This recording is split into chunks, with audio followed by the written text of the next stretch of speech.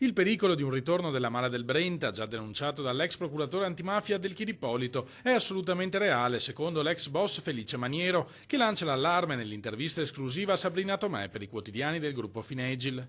Dall'epoca della scomparsa della mia banda è rimasto qualche batterio, sostiene, che col tempo è proliferato e si è rafforzato sempre di più.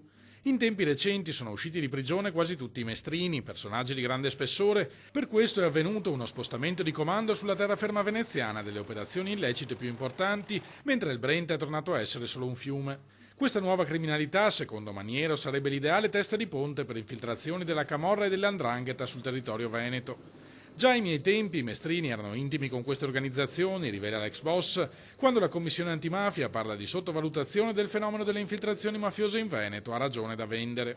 Timori confermati anche dall'Osservatorio per la legalità del Consiglio regionale.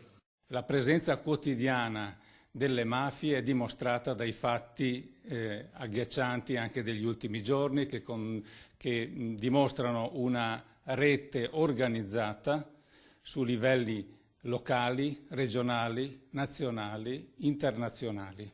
Il 21 marzo, in occasione della giornata in ricordo delle vittime della mafia, il Consiglio regionale ospiterà circa 600 studenti da tutte le scuole del Veneto che saranno chiamati a presentare le loro riflessioni e le loro esperienze in tema di legalità. Contro questa organizzazione c'è bisogno di una risposta forte da parte delle istituzioni e c'è bisogno di mettere a punto azioni concrete che vadano a colpire alla base questa diffusione del fenomeno mafioso dentro i gangli produttivi, culturali, sociali della nostra realtà del Veneto.